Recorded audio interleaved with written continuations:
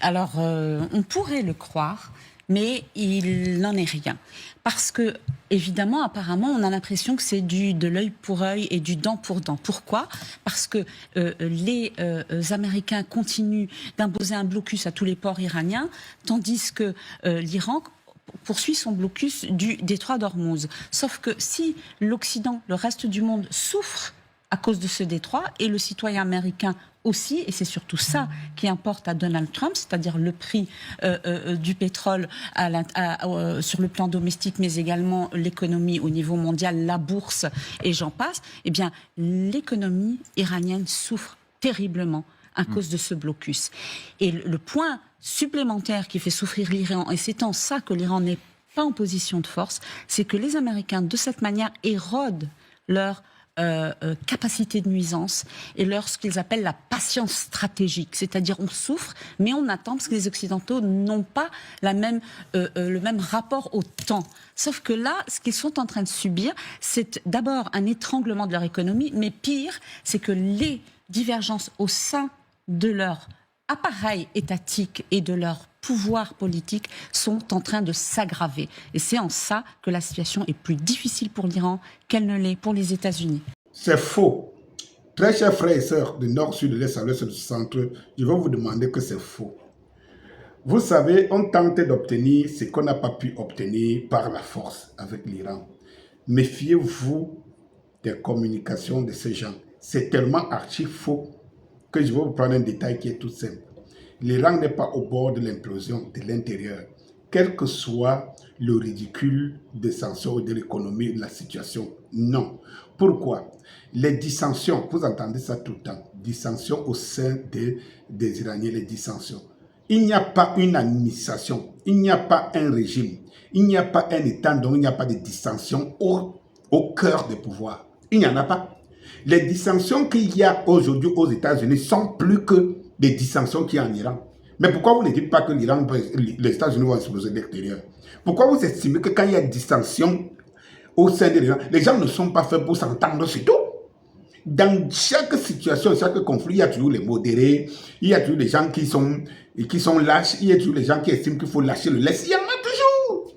Cela ne reflète en rien une situation qui peut se passer parce qu'au bout du compte, il y a toujours des noyaux, ceux qui gardent la main. Surtout, l'Iran et l'Iran d'aujourd'hui, il ne faut pas l'oublier parce qu'il y a des dieux qui ont construit l'Iran d'aujourd'hui et dont tout le monde en est fier.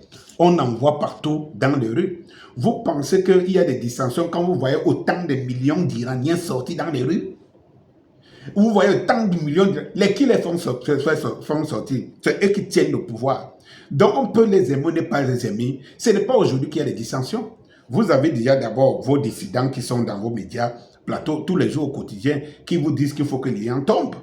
Et tout, donc, qui sont là au sein de... Vous avez vu les gens qu'on a montés contre leur administration, et que les Américains s'en vantent d'ailleurs, ils n'en cachent pas, que les Israéliens sont partis sur cette base pour dire qu'ils vont monter révolte de l'intérieur. Non, les dissensions, elles n'existent plus qu'avant la guerre, mais bien au contraire, elles tendent à s'effacer avec la guerre et avec ce que l'Iran a montré capable pour défendre son pays, son territoire.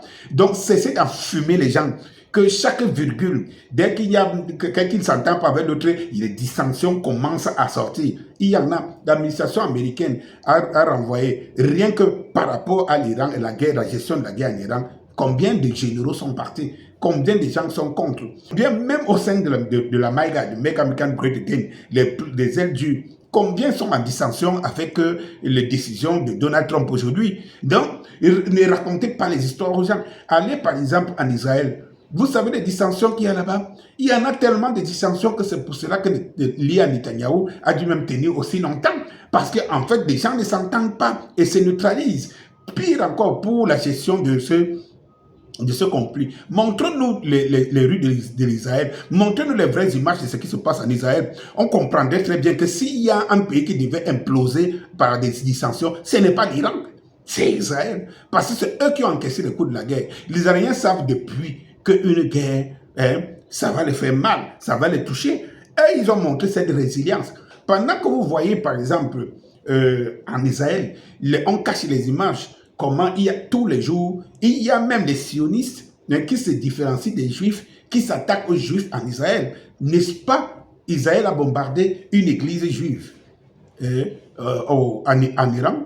Et tout, à l'intérieur d'Israël, il y a des dissensions, d'énormes dissensions. À l'intérieur de l'administration de Tzal, il y a d'énormes dissensions. Pourquoi vous n'en parlez pas? Pourquoi vous n'en parlez pas? Vous avez vu des manifestations aujourd'hui en Israël où on est en train de célébrer Netanyahou, où on est en train de célébrer l'administration de Tzal. Dites-moi la manifestation que vous avez vue. Dites-moi si vous avez vu une manifestation aux États-Unis où on célèbre Donald Trump. Dites-moi, vous connaissez une? Tout ce qu'on vous montre depuis la nuit, depuis cette guerre, c'est des gens qui se révoltent, en colère contre Donald Trump et l'administration qui est là. Et quand on vous montre l'Iran, qu'est-ce que vous voyez? C'est la mobilisation de ceux qui dirigent l'Iran. Donc, ceux que vous appelez des monstres et tout, c'est eux qui mettent des millions de personnes dans les rues. Et on le voit encore pas plus tard qu'hier. Donc, Daniel Scorpion, votre cœur de conscience, est là pour, dans ce que vous avez encaissé, comme ça, de la propagande et des mauvais narratifs. Je suis là pour vous apporter des éléments, pour vous ramener dans le bon sens. Ne vous inquiétez pas pour l'Iran.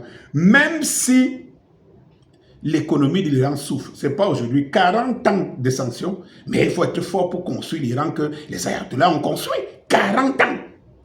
40 ans. Et cela montre qu'ils ont construit un pays qui fait honneur au monde entier. Par contre, les conséquences sur les agresseurs, je vais vous les citer dans les prochaines vidéos. C'est encore plus grave que ce que vous ne voyez parce qu'ils cachent la communauté, ils cachent l'information. Donc, ce n'est pas le blocus du Détroit, perdre des millions par jour. Mais qu'est-ce que les Américains perdent par jour? Qu'est-ce que les Américains perdent par jour? Qu'est-ce que les pays du Golfe perdent par jour?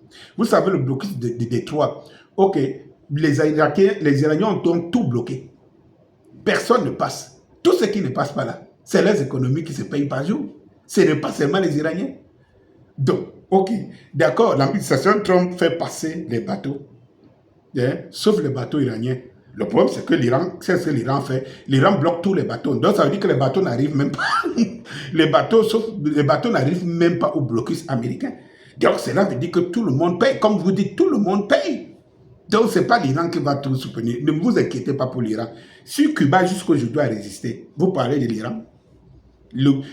Vous parlez du niveau de l'économie de l'Iran est 100 fois sur Cuba. Pourquoi Cuba n'a pas succombé jusqu'aujourd'hui? Bonsoir.